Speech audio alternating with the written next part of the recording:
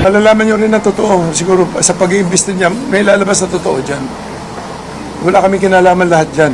Kapareho, uulitin ko, sinasabi ko, lahat ng grupo namin, mga disenteng tao yan. Isa-isa tinatawagan nila, hinihinga nila ng pera. Sa akin, ang sinabi sa akin ni Brown, para maayos daw yan, bigyan ko ng 300 million. Kaya namura ko, doon nagsimula. As early as February, bago siya mag-file, bago siya gumawa ng affidavit. May mga may telephone call kami dito. Actually, mapapatunayan ko sa inyo yan in the future. Depende sa kaso kasi, na talagang sila ang nakikiusap talaga na nag-extort talaga. Namura ko si Brown dahil hinihingan ako ng 300 million para ibigay daw, para wag daw ko idamay doon sa kaso nila. Kasi sila ang may kaso, hindi naman ako eh. Mapapasama sila. Kasi nga, pinangalanan sila, then we will have to include them as suspects. Alam niyo, kakargahan kayo ng mga yan. PR job yan eh. Kaya nga, I would rather not discuss it. Kasi nga, kakargahan kayo niyan para magkaroon ng slant story nyo in their favor. Tandaan nyo, ang trabahong ito, gusto natin, totoo lang. Hindi yung karga nila. Isang tao na nagsasalita against sa aming mga disenteng tao. Lahat ang ina-accuse niya rito, mga matitino tao, walang kriminal dito. Kaya lang, inaano ko, masyado na kaming kawawa. Kaya kailangan na ako lumabas eh, kasi ano na naman sinasabi sa amin. Tingnan nyo lahat ang sinasabi niya, may politiko, may mga artista pa, kung ano-ano. Pero walang kriminal sa amin. Dumulog na si Atong Ang sa Mandaluyong City Hall of Justice, ngayong Huwebes, July 3, para maghain ng complaint affidavit laban kay Julie Aguilar Patidongan, o mas kilala bilang si alias Tutoy, at isa pang individual na inaakusahan siya, bilang umano'y mastermind sa kaso ng mga nawawalang sabungero. Halatang sobrang stressed si Atong Ang, nang dumating ito sa Mandaluyong Trial Court, para kasuhan si alias Tutoy ng libelo. Maitim ang ilalim ng mga mata, at halatang walang tulog, kunot noo, at tila babitbit ang bigat ng mundo. Ganito inilarawan ng mga nakasaksi ang pagdating ni Charlie Atong Ang, sa Mandaluyong Regional Trial Court. Kasama niya ang kanyang abogado na si Attorney Lorna Capunan, para formal na magsampa ng kasong libelo laban kay alias Tutoy. Bagamat hindi pa ito nagbigay ng anumang pahayag sa media, kapansin-pansin ang tensyon sa mukha ni Atong Ang, habang mabilis na pumasok sa gusali ng korte. Nakasuot siya ng simpleng damit at may kasamang security, ngunit walang kasing bigat ang ekspresyon ng kanyang mukha, na tila ba dumaranas ng matinding pressure sa gitna ng lumalaking kontrobersya. Ang pagsasampa ng kaso ay kasunod ng pagputok ng revelasyon ni alias Tutoy, sa isang eksklusibong panayam, kung saan direkta niyang idinawit sina Atong Ang at Gretchen Barreto, bilang mastermind sa likod ng pagkawala ng mga sabungero. Ayon sa kampo ni Atong Ang, pawang kasinungalingan ang mga akusasyon ni Patidongan. Giit ni Attorney Capunan, ang taong may kasalanan ay hindi dapat gawing bayani. Ayon pa sa kanya, hindi karapat-dapat na maging state witness si Patidongan, dahil siya mismo ay sangkot sa mga ilegal na aktibidad, at ginagamit lang ang media upang linisin ang kanyang pangalan, at ibaling ang sisi sa iba. Samantala, kinumpirma na ni Justice Secretary Boyeng Remulla, na iimbestigahan na rin ang negosyanteng si Atong Ang at aktres na si Gretchen Barreto, kaugnay sa kaso ng mga nawawalang sabungeros. Ayon kay Remulla, na considered suspect na umano kung maituturing, sina Atong Ang at Gretchen Barreto. Ngunit kanyang paglilinaw naman, na patuloy ang isasagawang validation hinggil sa impormasyong nasa sagap ukol sa kaso.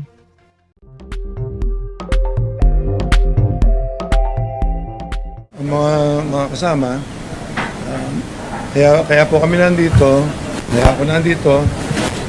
nag-file kami ng kaso against sa isang tao na ina-accuse ako at ang mga kasama ko ng kung ano-ano, puro side lang niya naririnig nyo.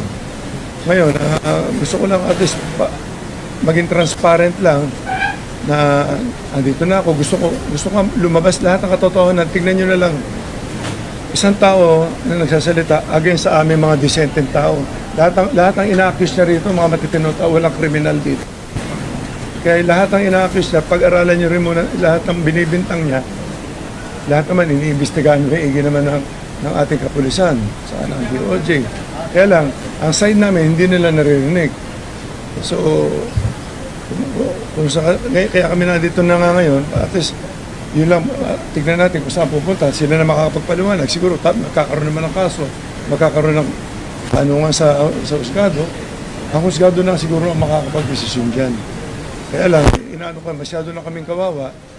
Kaya kailangan na ako lumabas kasi kung ano naman sinasabi sa amin. Tignan nyo lahat ang sinasabi niya. May politiko, may mga artista pa, kung ano-ano. Pero walang kriminal sa amin. Walang kriminal. So, yun lang masasabi ko lang. So, tungkol sa sinabi niya kahapon na nag-o-offer ako sa kanya ng 300 million na sinusuhulan ko siya. Gusto ko marinig yung si Atty. Carol Cruz, siya ang gumawa ng ano na yun, siya magpaliwanag kung paano nangyari yan. Yung sinasabi nila na yung letter na yan, na decantation niya, tatawag niya kung ano yan. So, yun lang, please lang pakiusap ko lang. Lahat ng taong sinasabi niya, ini-involve sa amin dito, tingnan niyo pagkatao namin. Parang sinasabi niya sila, Engineer Celso Salazar. Engineer yan, hindi naman kriminal yan. Paano naman sasabihin na ganun? Ako, i-involve nila ako, gaming lang ako. Saka sinasabi nga, lover boy daw ako. Hanggang doon lang ako, wala na yun. So anyway, andito si Atty. Carol Cruz. Importante, marinig nyo kung ano yung sinasabi niya kasi nung wali nga kahapon. May 4 na points lang akong gusto i-share. Kasi yung sinasabi nga na yung 300 million na babayaran daw siya to recount kung ano man yung binigay niya, no? Yung na mga statements. Actually, yung 300 million po yan, totoo po yan na merong ganong amount na sinasabi niya. Kasi ako po, mismo, ang sinabihan ng certain common friend namin na si Mr. Alan Bantilles na tinatawag namin na Brown. In fact, parang coincidentally, kaya ako napunta sa ditong picture, nakita kami sa EDSA Shangri-La in June 12. Mga bandang hapon, mga 3 o'clock. Nakita ko siya on the other side. Siyempre kinamusta because kilala ko naman tong silang lahat. Pati si Jolie Patidungan, eto si Brown, na binabanggit ko. Tsaka sa lahat sila because I'm also handling the Pitmaster Foundation. Ako executive director, nakukonsulta ko sila, no? So, yung 300 million talaga, binanggit niya sa akin.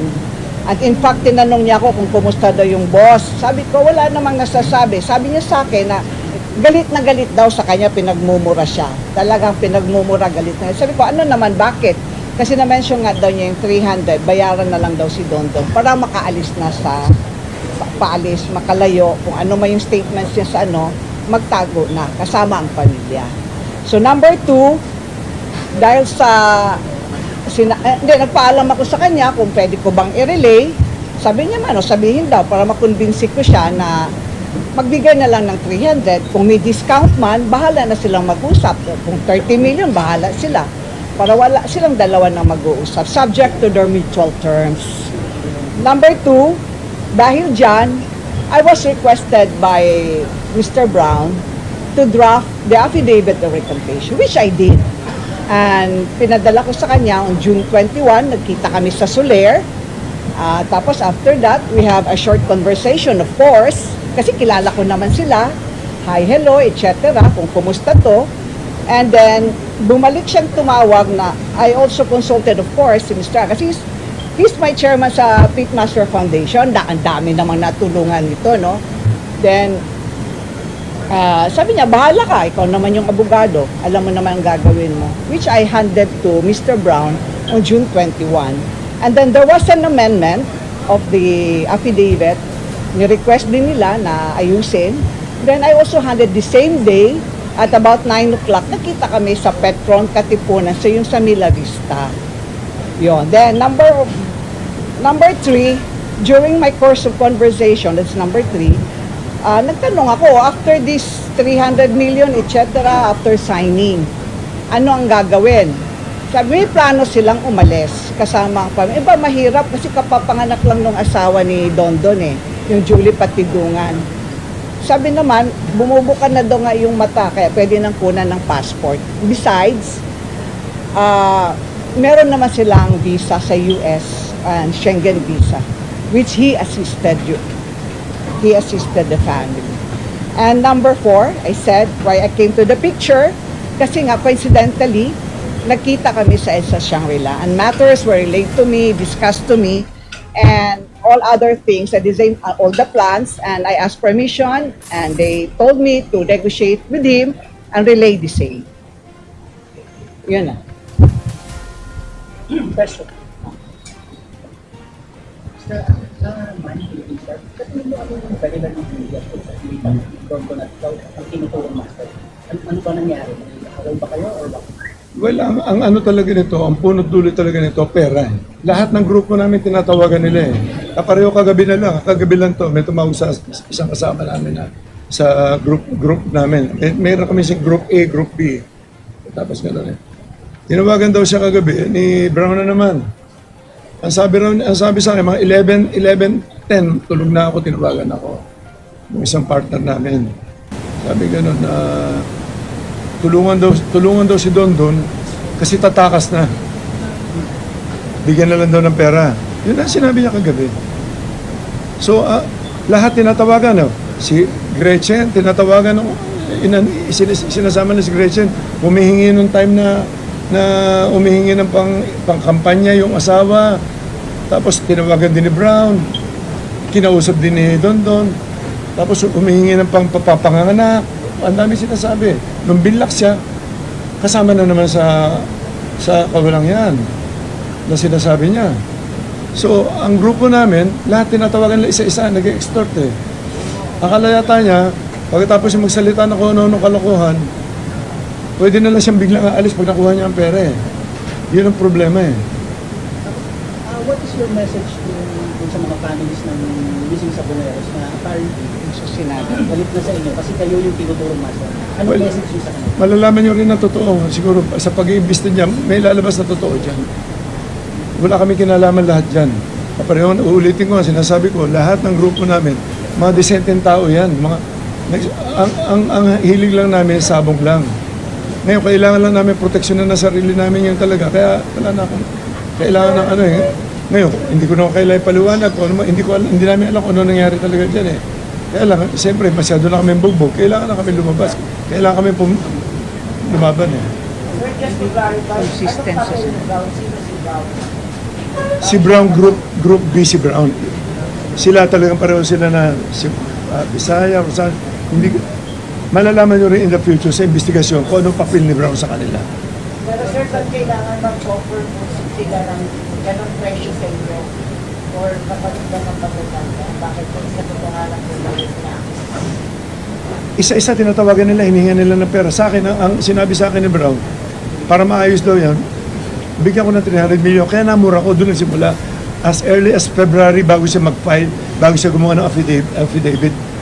May mga telephone may telephone call kami dito eh. Actually, mapapatunayan ko sa inyo yan in the future. Depende sa kaso kasi, na talagang sila ang nakikiusap talaga na nag-extort talaga. Namura ko si Brown dahil hinihingan ako ng 300 million para ibigay daw. Para wag daw ko idamay doon sa kaso nila. Kasi sila ang may kaso, hindi naman ako eh. Pero anong pangalan ni Brown? Ano complete? Alan Bantiles. Sir, sa madaling salita, hindi kayo nabibigay sa kanilang mga hinihingi pera. Hindi nga ako, tumulong ako kay Don nung eleksyon. Dahil humingi ng to, pag hindi mo tinulungan, ang dami sinasabi na kung ano eh.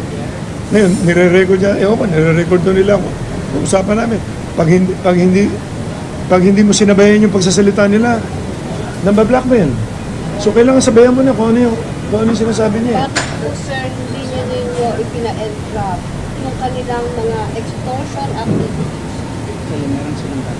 Bakit hindi po ipina-entrap yung kanilang mga extortion activities? Hindi ko kasi alam na aabot sa ganito ang problema kasi hindi naman kami mga salbahin tao na magpapahamak ako ng mga tao. Hindi ko kasi ugali yun eh. Kung kaya ko isolve sa sarili ko, isosolve ko. Kung konting pera lang, katulad yan, eleksyon, humingi siya na mag-eleksyon. Yung pala naman, meron na siyang, tingnan yung kalokohan na yan. As early as February 22, nung hindi ako pumayag, tuloy-tuloy pa ang usapan namin. Nung eleksyon, humingi pa siya ng 12 million, binigyan ko pa ng 12 million. May mga resibo ko dyan, diniposit namin sa account nila. Ano klase extortion yan? Mayor. Ng Borobo. Ng Surigao at May idea kayo kung sino nasa liberal? wala, hindi ko masabi kung sino nasa, pero hindi ko masabi kung anong pinagagawa niya. Pero po sa pera, may nakikita ba kayong anggulo na dahil po sa politika kaya kayo ginagano? wala naman ako sa politika, hindi ako nakikita sa politika. Hindi ko alam kung sino nasa likod niya. Siguro, sa pag-iimbestiga din na lang ng mga pulis, siguro, makikita nila ko ang punot dulo niya kung ano yan. Hansikin nyo na lang, yung background ni Don na lang. Pero Kung anong may klase. kalaban po ba kayo mas malaki na dyan sa larangan ng negosyo mo po? Napakalasa po. No comment ako niya sa kanya sa negosyo kasi negosyo. Lagi ko siya nakakausap maski nung huli. Last night. Hindi, Sendang pillars last night. nung last, I think last week, eto sinabi niya sa akin. Tumawag si Brown, pagtawag ni Brown, sinabi niya, boss, gusto ko yung makausap ni Don kasi aalis na raw. Mag-usap na lang kayo para makaalis siya kasi inaayos na lang yung visa, no? Yung visa yata nung anak niya, yung bata. Tapos, ang sabi niya sa akin, sabi niya, boss, magandang hapon po. Sabi nun, namumupo naman siya. Sabi niya, gusto ko sana iligtas kayo pero yung mga kasama nyo dapat isama ko sila. Sabi ko, ano kasalanan namin? Bakit mo kami sasama?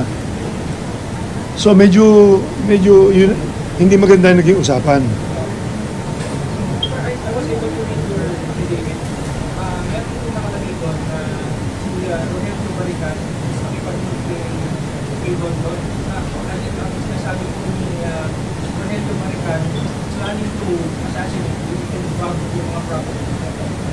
Okay, ganito yan.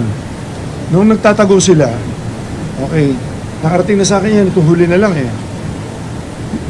Pagka nakakainom kasi yan, ang dami masyadong kwento, ang dami mga pinaplano.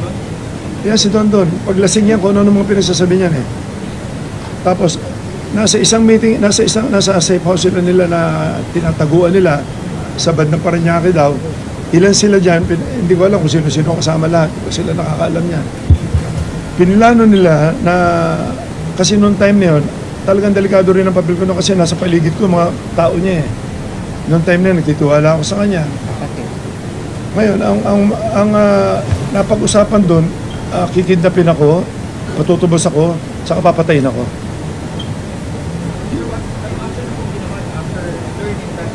Dito huli ko lang nalaman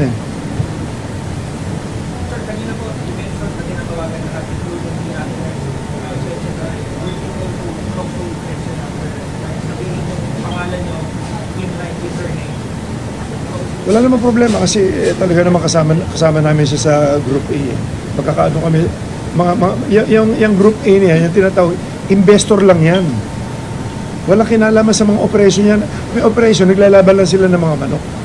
Walang kinalaman. Yung sinasabi nila sila, Eric, ako, si Gretchen, si Gretchen, nakita nyo, bumibitaw lang naman ng kumisa-misa niya para sa marketing lang yan, para maraming tumaya. Kapag sila Celso Salazar, ang negosyo niyan, poste. Ano walang masamang record yung tao. Paano naman makakasama sa mga ganyang kalokohan yan na sinasabi?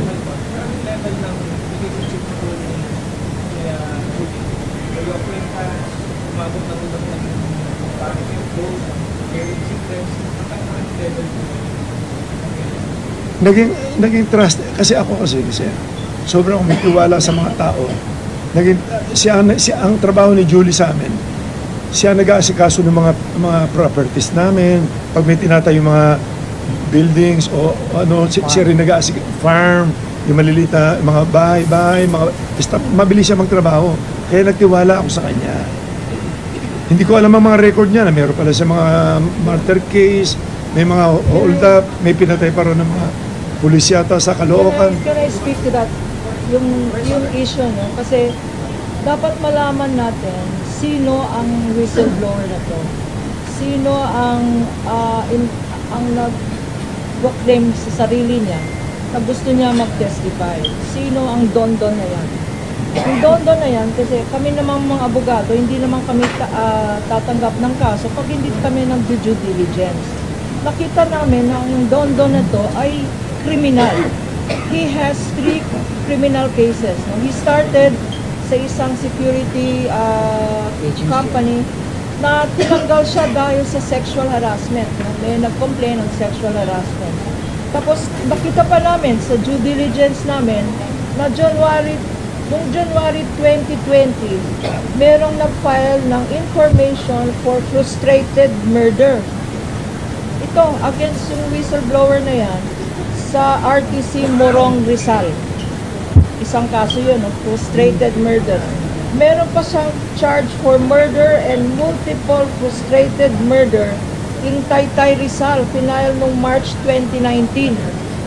Nakita rin namin na noong July 2019, ang Metrobank mismo, Metropolitan Bank and Trust Company mismo, ang nag-file ng isang kaso for robbery. Robbery with threat and intimidation, physical injuries, and grave threats. So, tignan natin, credible ba itong whistleblower na to? Kanya, nandito si Atong Ang, na rini-represent po namin para tulungan. Ang objective po natin ay tulungan natin na na lumabas ang katotohanan, because ngayon ang lead lang ng Secretary of Justice at ng police authorities ay isang statement na hindi naman totoo. So our objective here really is to help. Sabi nga ni Sir Atong Ang, nandito pa kami para ilabas ang katotohanan, because baka mag-follow ng false leads ang SOJ. Wala na namang mangyayari sa kasong to. Isipin natin yung mga families ng victims na hanggang ngayon hindi pa nakikita. Isipin natin ilang taon na yan, more than 4 years. Kailangan malaman ang katotohanan. Sino itong whistleblower? Kagaya ng sinabi ni Sir Atong, siya po ang directly responsible. He was a farm manager na binigyan ng full trust and confidence. Siya yung in charge ng operations. 3 yan, sa Batangas, sa Laguna, at sa Manila. Siya po ang nag-hire ng mga tao. Siya ang nagko-construct ng mga building. Siya ang nagme-maintain ng property. At doon niya naisip na gumawa ng illegal na activities. Kanya yumaman yan. Meron pala siyang, nalaman namin rin sa aming investigation, na meron siyang separate na business na hindi alam ni Sir Atong Ang. Sa separate na business na yan, doon siya gumagawa ng pera, illegal operations. Meron din siyang, siguro ang tawag ko doon, private army, napakadaming security guards, napakadaming firearms. Kaya natatakot. Yung mga alam ang ginagawa nitong Dondon na to ay natatakot mag-come forward because may sariling operations itong si Dondon na yan, at takot na takot sila. Ngayon na sabi ni Secretary of Justice that he will help in bringing out the truth, gano'n ang mangyayari. No? We will fully cooperate with the Secretary of Justice, with the investigating officers, and with the Supreme Court yung darating na doon. Attorney, question from GMA News.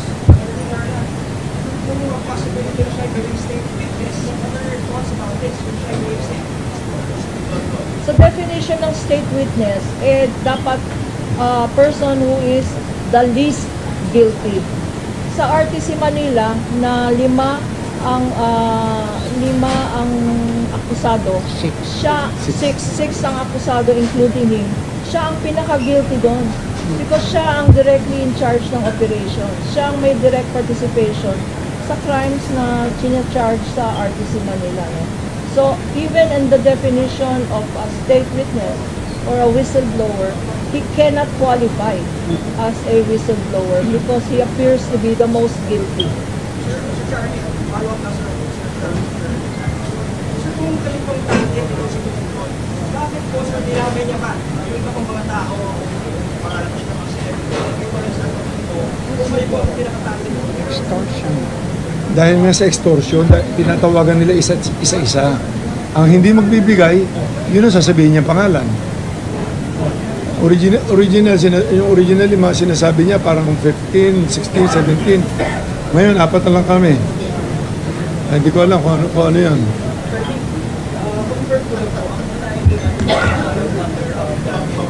Complaint. Lima ang final na complaints today. Ang unang-una yung robbery, attempted robbery with intimidation and force. No?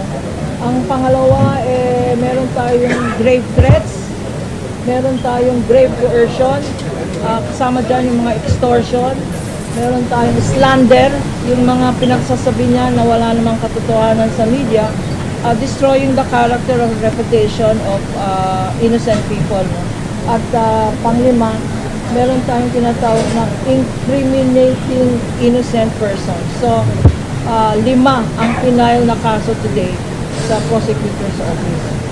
Okay, sir, sorry po. Sir, would you know po kung yung mga kasama niyo po sa grupo will also file case against this person? Well, magpapafile, I think lahat ng mination yung pangalan. Kaparoon nila Engineer Salazar, sila Mr. Eric De La Rosa, I think si Gretchen, magpapile sila ng kaso siyempre.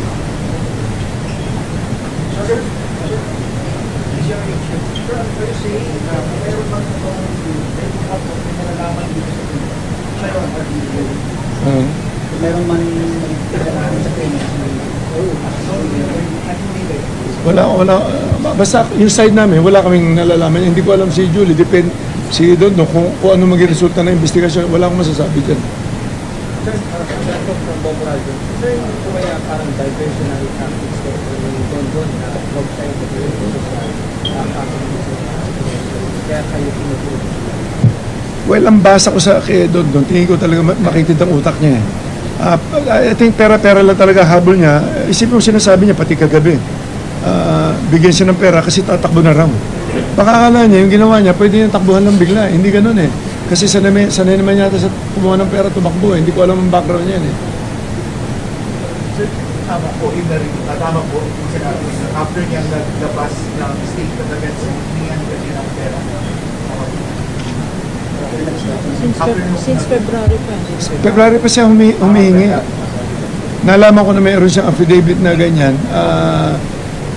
Parang mga May yan eh.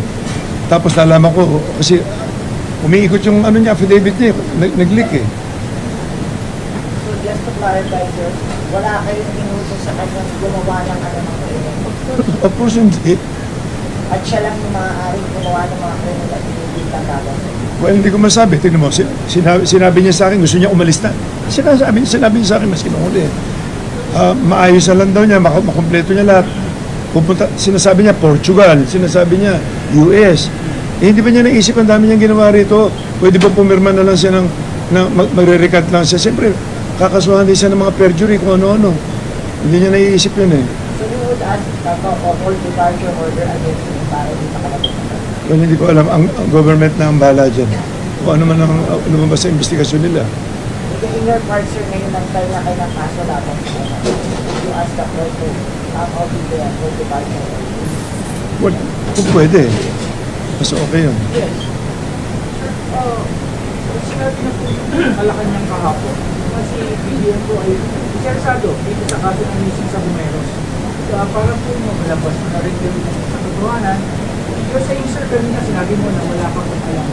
Are you feeling para kung ano man po yung kung meron o wala, pwede kayong ng BI po kaya yung ano po, yung importante siyempre yung sinabi ng Malacanang na para malaman yung buong katotohanan. Kasi prominent figure po kayo sa word ng sabong. Of course, kaya naman ako nandito. Yun na yun eh. Nakikipag-cooperate na nga ako. Sinasabi ko lahat. Kung ano yung nalalaman ko. Kung ano yung abot lang ng isip ko. May sabihin ko yung mga hindi ko alam na ganyan. Kaya tatanungin niya ako about the case, kung ano nangyari dyan sa mga ano. Hindi ko alam yun. Yung nalalaman. Nalalaman ko. Wala kami. So, ibig sabihin ko, tama naman yung sinabi ng ating presidente na kailangan malaman ng katotohanan. Kaya lumabas na ako kasi kung lagi pakikinggan siya lang siya, baka lahat kami guilty na.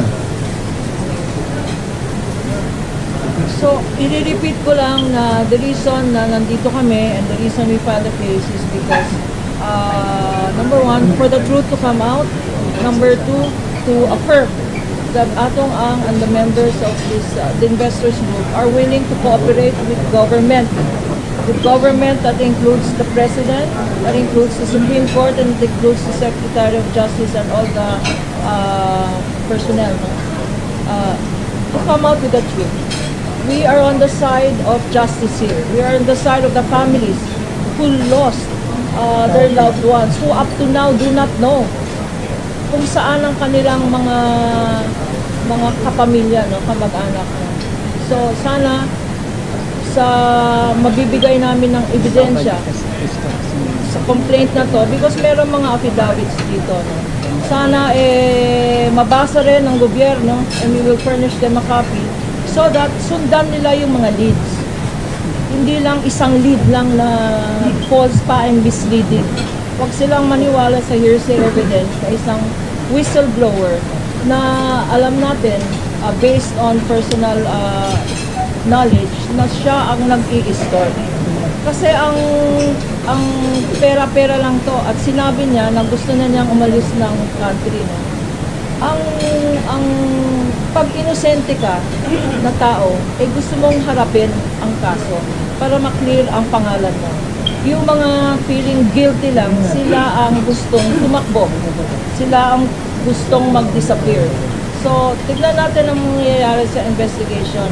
Pero dito sa kaso, we are very confident that there is strong evidence for the 5 cases that we have filed on behalf of Atong Ang.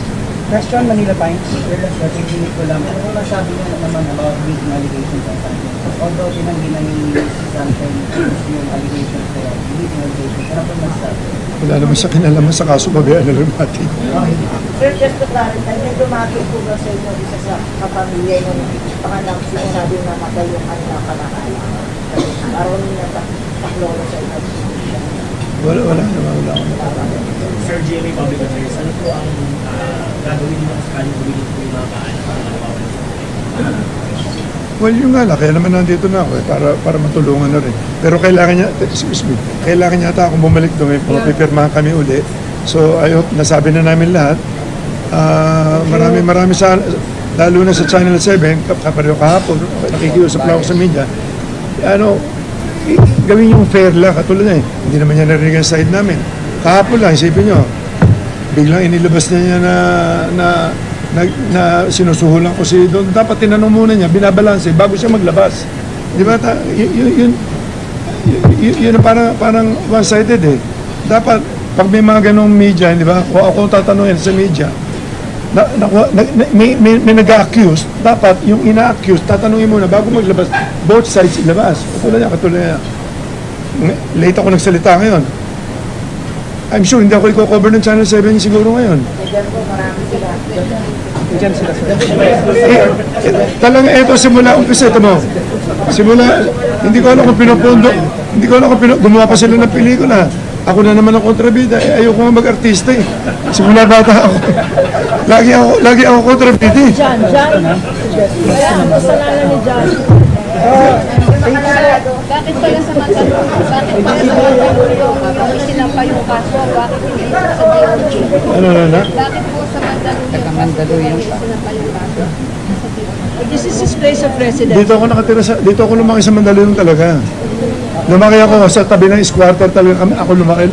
Kilala ako dito. Talagang dito ako lumaki sa Mandaluyong.